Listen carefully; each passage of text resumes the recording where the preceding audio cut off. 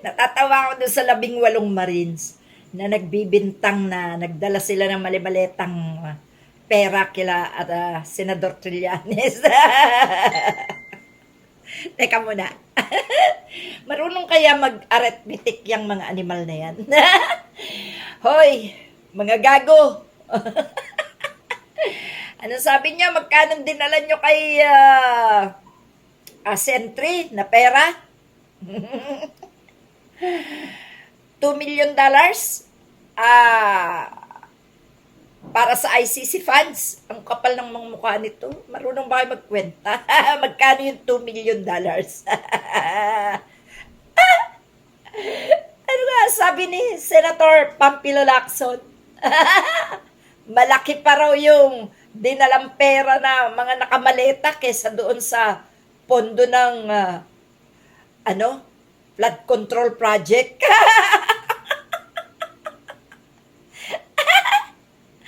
Booking na booking ang mga putang-inang to sa pagsisinungaling. Hindi na nga dapat imbestigahan yan, Sen Ping, hindi na nga talaga. Senator Soto, hindi na talaga yan kailangan imbestigahan. Kitang-kita na mga katangahan, kabubuhan at kasinungalingan ng mga hudas na yan. Kasi naman si Kaufman tatanga-tanga din Ayun, nakita nila sumemplang. Kaya ayun, gumawa ng panibagong istorya si Sara Liu. Uy, Sara Liu, kawawa ka naman. Desperada mo ng babae ka. Pati sila Pulong, desperado na. Lahat ng Duterte, desperado na. Kasi nga nakita na nila kung paano inilampaso si Kaufman ng mga abogado ng mga biktima, no? Pati yung mga pamilya ng biktima, ginawan din ng fake news, ano?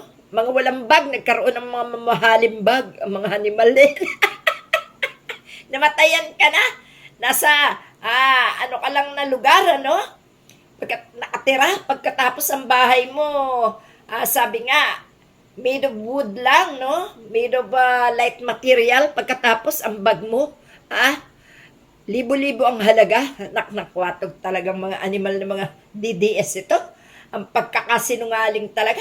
Ang nagkakalataga ng mga fake news. Bigyan nyo na po ng sample itong 18 Marines na nagsisinungaling na ginawan na naman ng kwento ni Defensor ni Mike Defensor, no? Oy, Mike Defensor, harapin mo na lang yan si Gloria Arroyo, ha? Huwag mo nang pakialaman yung mga problema ng mga kalaban. Ay baka pati ikaw ay mabuking sa iyong mga katarantaduhan. Ikaw naman, Gloria, wag mong konsintin yan si Mike. Alam namin yung mga sikreto ninyo. So, ang gagaling nyo, no? Talagang pinagtutulungan yung gibain ang power ng mga nasa tama, ng mga nasa mabuting mandirigma. Talagang pinagkakaisahan nyo para makalusot kayo. Wala! Hinding-hindi na kayo makakalusot. Hinding-hindi nyo na maisasalba si Rodrigo Duterte. At lalong hindi nyo na maisasalba si Sara Liu sa kanyang impeachment. Takaw, dinadagdagan nyo lamang talaga mga katarantaduhan nyo. Isipin nyo, pagbibintangan nyo kung sino-sino na tumanggap ng mali-maletang pera, pagkatapos, ang mali-maletang pera na yan na hindi mabuhat ng isang tao, ay sobrang laki ng halaga habang ang pinag-uusapang halaga ng flood control project ay wala pa sa kalahati niyang inyong mga sinasabing halaga na pinakikinabangan ng mga taong pinagdalhan nyo. Ay naku, ikulong nyo na po yung mga animal na yan, ng mga Marines na yan. Mga walang trabaho yan, kaya kapit sa patalim yan.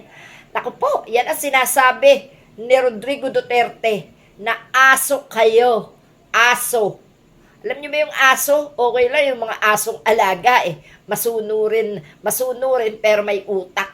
Eto mga asong lagalag to na mawala ng halaga ang buhay sa mundo. Kaya ayan, gumagawa na ng samot-saring kwento.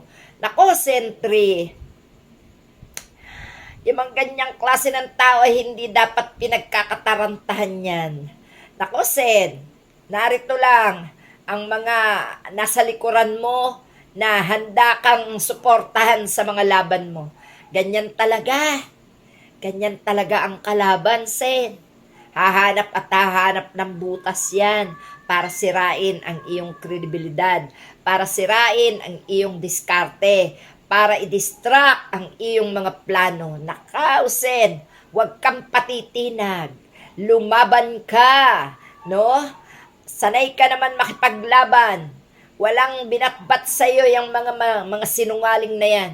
Maraming sangkot, hindi lang ikaw ang sinasabing dinalhan ng perang malimaleta. Sus Mariosep, yun lang lamanan mo ng damit yung maleta, mabigat na, di lalo na yung pera. Taka? Bakit ang bobo nyo? Bakit ang tatangan nyo, mga DDS? Grabe na ang inyong mga kabubuan. Anong ginawa sa inyo ng mga Duterte? At nagkaganyan kayo, ha? Nakakaawa kayo.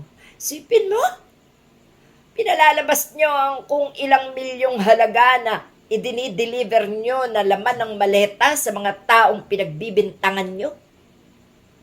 Gayong ang budget sa flood control ay malaki pa yung perang sinasabi ninyo kesa doon sa budget na kinuwenta ng mga marurunong na nakaupo dyan sa Senado at sa Kongreso. Sus Mariosep, ang kabobohan nga naman, pag umiral sa isang tao, hahamakin ang lahat, maging tanga lamang.